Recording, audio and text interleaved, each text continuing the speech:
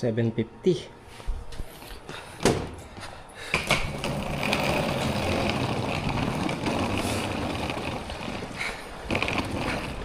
Akala nyo uwi na ako? Hindi pa. Punta tayo sa Kyoto.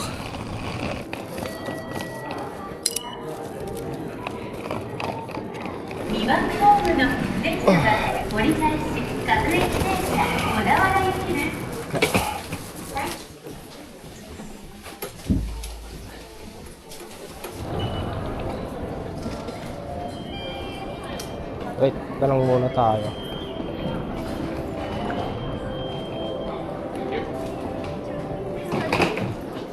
Hi, good morning. I'm going to Kyoto. Shinkansen. Downstairs. Downstairs there. Yes. Okay. Can I go out from here? Excuse me. Okay, Shinkansen sa kaliwa. Dito. Kailangan ko ba ng ticket?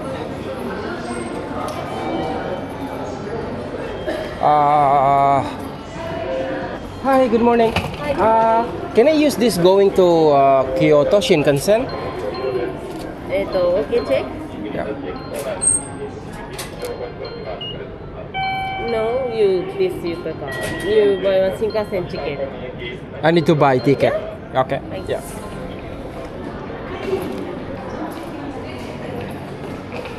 Sorry.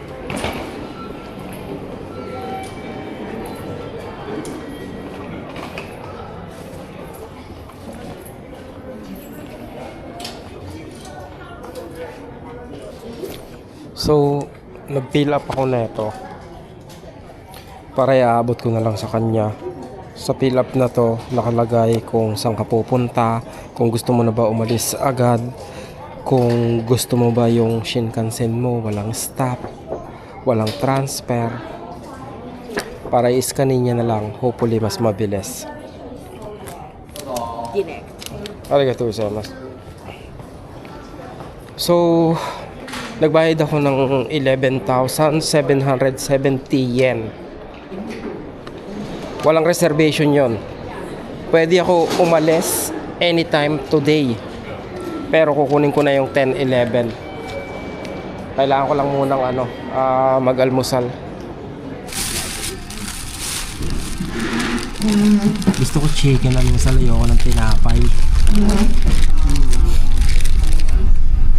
Kaya lang nakakabol.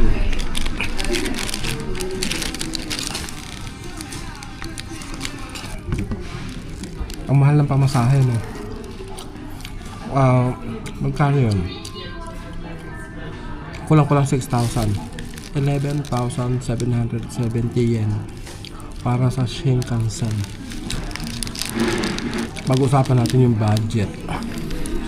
Napapaisip ako sa budget tuloy eh.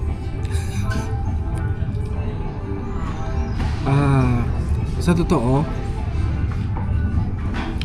wala akong malinaw na budget. Sabi ko lang, sana magkasya yung $1,000. Correction sa Shinkansen ko, 11,770, di ba? So more or less nasa 4,000 siya. 4,000 pesos. 4,400, 4,500. Ganon. Magastos ba? Lagi nga tanong ko magastos ako eh. Magsi 6 days pa lang ako rito.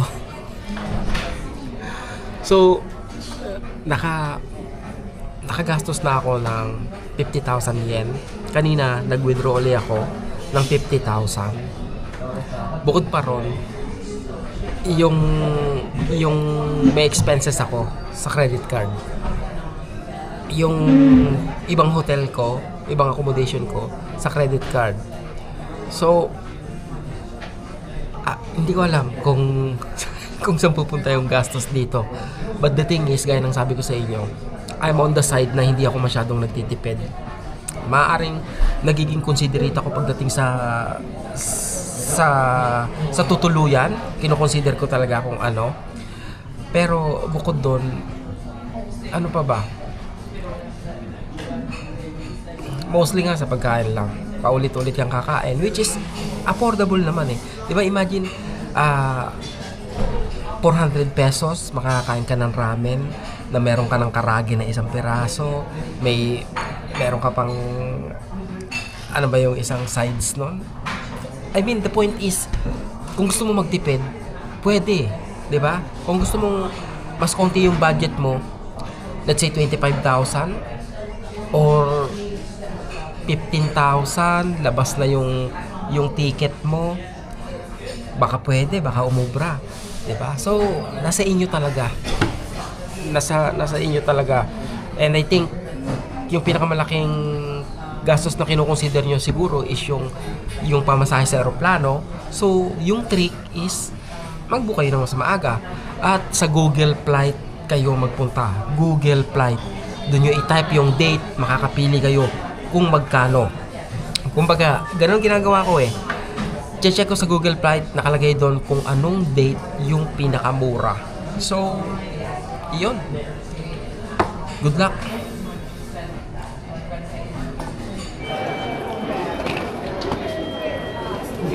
Ow.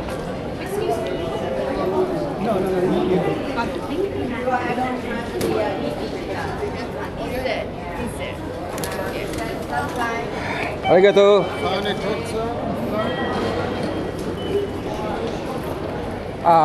For Nagoya.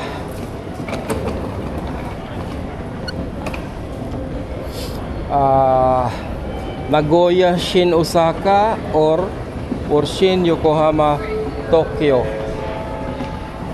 Hi, I'm going to Kyoto. Kyoto, yeah. Yeah, Please go up here. go up here. Car number 125. This way. Arigatou gozaimasu. So, car 125. Tama nga, Shin, Osaka. Kasi, pa Osaka yon, malapit na ako sa Osaka. Kaya doon tayo.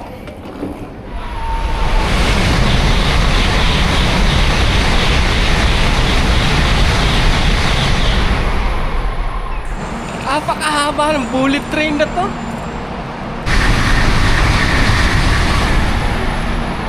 Nakakakaba yung bilis niya, grabe. It's nerve-wracking. It's nerve-wracking. Na-inosente ako eh, napapatingin sa akin yung ano eh. Yung mga nasa harapan ko eh. 新大阪行きです。Economy 637 bound for 新大阪 via Kyoto. Next stop is Nagoya.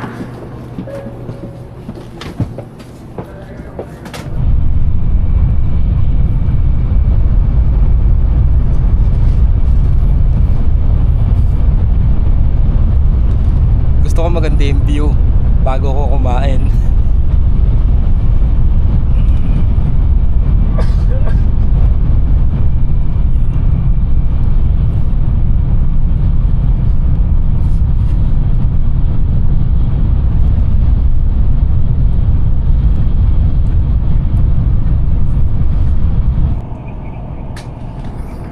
Nagoya.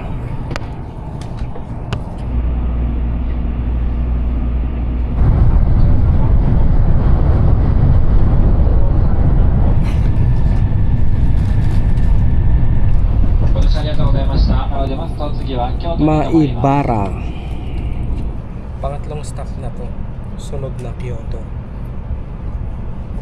左側です。さらにお忘れ物はございませんでしょうか。座席周りの切符、スマートフォン、お財布。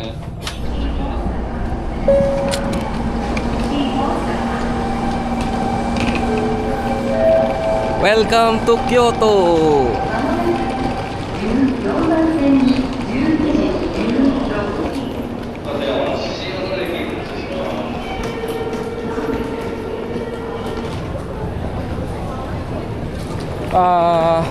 Saan ako i-exit?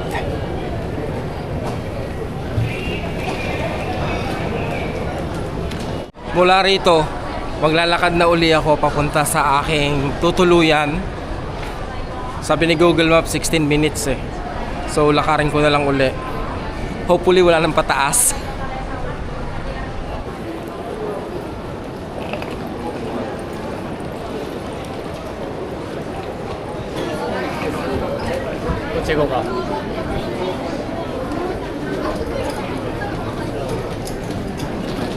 one of these.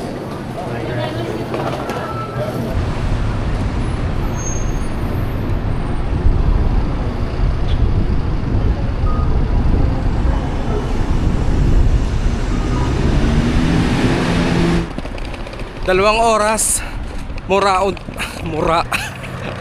mula Udawara hanggang dito sa Kyoto. At least maganda yung daan dito, hindi bundok. Ramen. Ito ang nakakatawa kasi wala akong idea dito. As in, hindi ako tumitingin online. Nagtinignan ko lang yung kung paano makapunta rito. Tapos nagbook ako ng hotel. Kung ano yung hotel ko dun sa Hakone, yun din yung ibinook ko dito. Tapos maliban doon, wala akong malinaw na idea tungkol sa lugar na to. So explore natin to for the first time na magkakasama. Okay.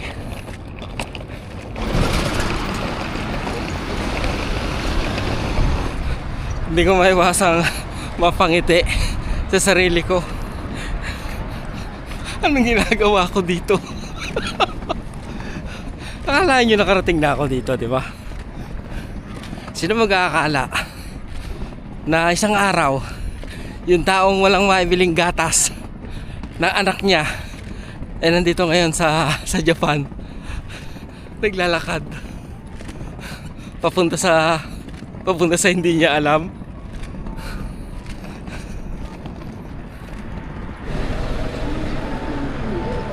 Hinantay niya yata ako, hindi naman ako sasakay.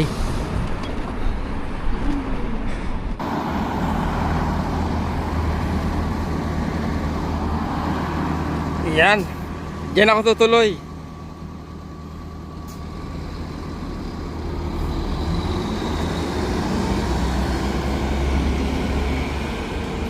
Oras na para mag-lunch. Alas 2 ng hapon. Buti na lang madali ko nakita yung hotel ko and special yung room ko ngayon. Mamaya papakita ko sa inyo. Sa ngayon, kailangan kong bumalik sa train station kasi doon ako kakain. Lalakarin ko uli 17 minutes. Okay lang yun, mabilis lang naman maglakad. Mabilis lang maglakad dito. Pwede palang umarkila ng bike. Nagpapaarkila ng bike yung hotel na tinutuluyan ko, pero maglalakad na muna ako.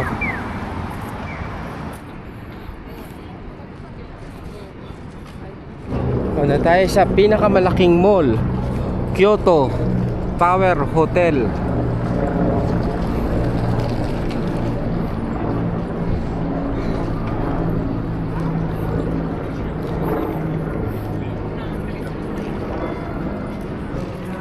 Ang laki naman ng ano na to.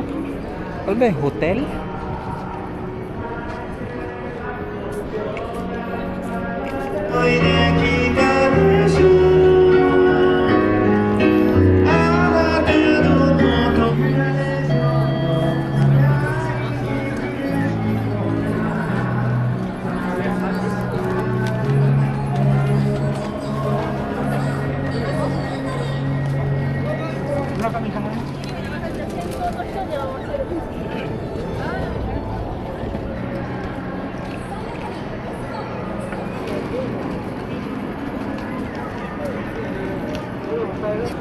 Meron pa rin taas na taas to?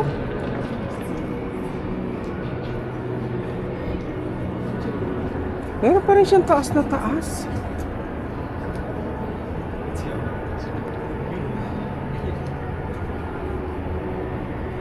Tama ba tong? Kaya ba pinupuntahan ko?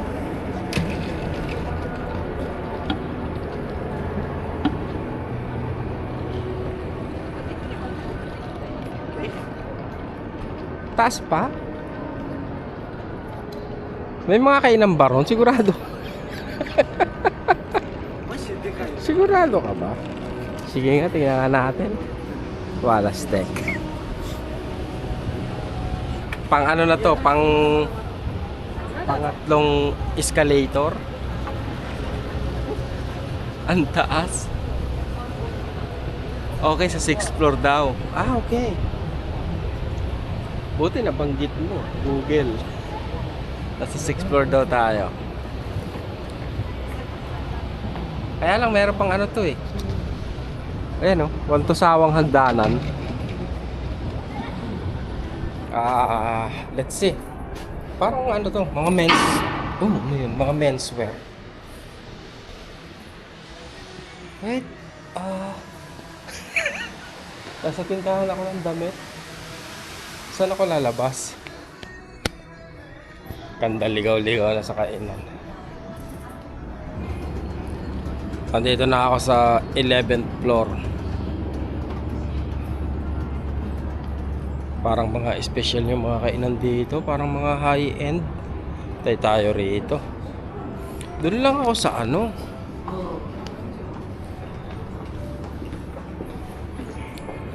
Po, doon lang tayo sa ano sana. Sa baba ng train station. Sa baba lang tayo ng train station. Ano ba? Ah, okay, not bad. Kasi ayan lang mga price niya, 1.7. Yung ganyang price, ayan din yung kinain ko rin sa ano. Sa anong tawag diyan? Nasa Hakone ako. Di ayoko ng ganitong ano lugar. Gusto ko yung ano, yung ramen lang sa mga baba. Wala ba parang food court lang dito?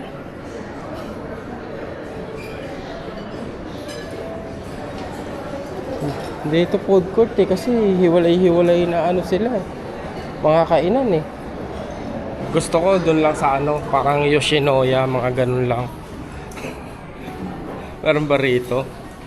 Porta Sky Dining.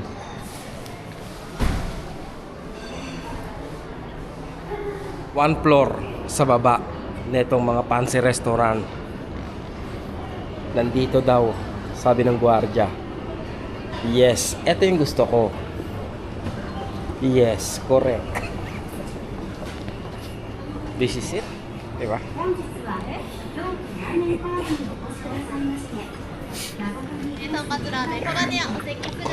Ramen. Oh gosh.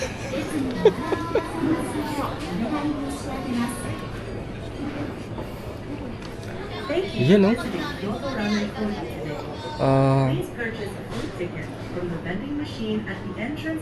Ano to? Isikaya ba to?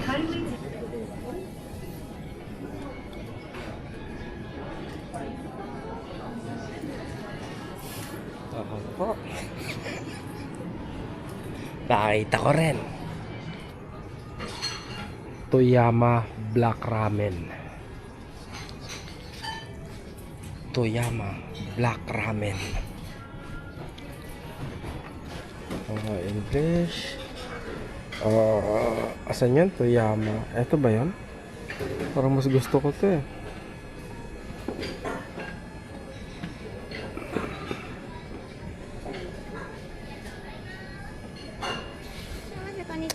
Yeah, this one. Yeah. Top.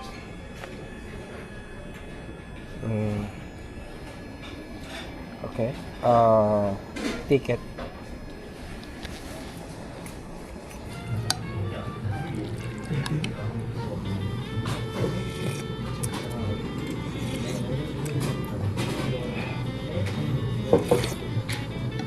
Malalasahan mo yung ano na meron siyang anchovy o bonito.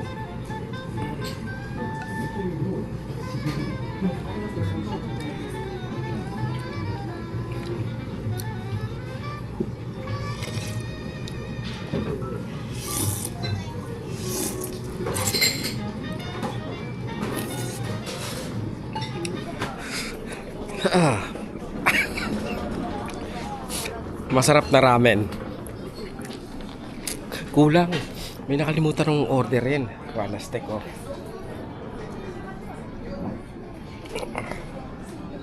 Kita ba? Hindi kita no? Gosh. Nakalimutan ko yung ano, gyoza. Gusto ko pa kumain pero busog na ako. Pero na ako katakaw. Parang gusto ko ng ano, laman loob. Eto. Parang masarap yung ramen na to.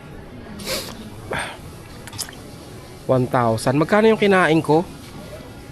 1,200 something. So kung kakain pa ako ng isa pa, gusto ko pa eh. Pero gusto ko siguro kanin na lang na ano, na may ulam.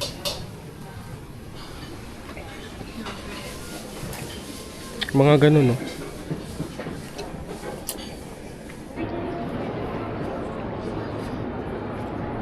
Ang sarap nung ramen nila. Yung paano ba? Naisip ko, akala ko maalat yung ramen kasi itim, 'di ba? Soy sauce based din siya. Pero matabang. Lasa mo yung soy sauce pero matabang siya. Tapos malalasahan mo yung, alam mong may ano siya eh. Hindi ko alam kung bonito yun o merong anchovy o dried fish. Malalasahan mo yun eh. Masarap. Walastek. Fantastic. Tikman natin dito kung ano bang meron, kung anong masarap.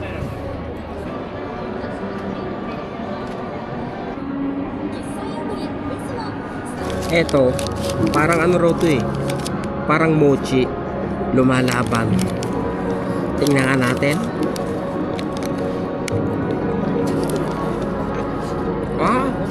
Oo.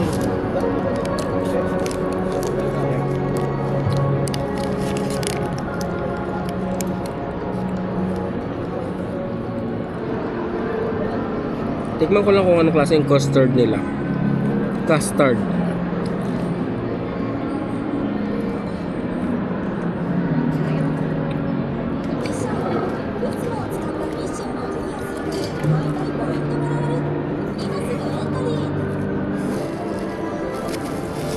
Bakit iba yung lasa dito?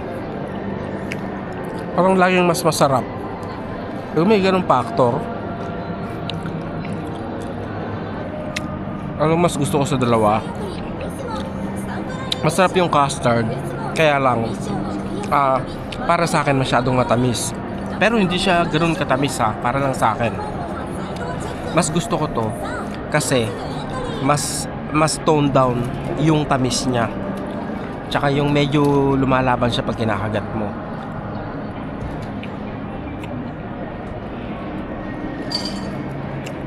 So kung bibili uli ako, eto yung bibilin ko, yung huling kinain ko, yung Ponda Ring.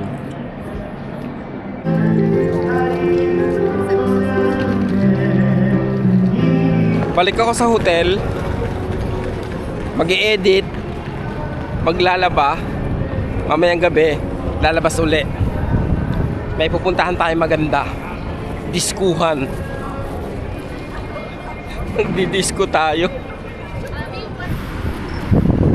Ito ang mini Shibuya Crossing.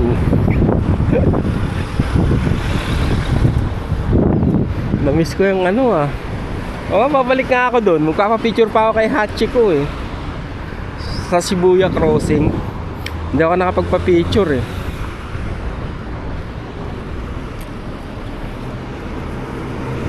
Ano, paano ba to? Napapalibutan din ng bundok to eh. Parang van. Malaki nga lang to. Puro bundok eh. Doon matataas din yung bundok. Tapos dito may bundok rin. Tapos miskerito doon banda oh. May bundok rin. So parang nasa ano,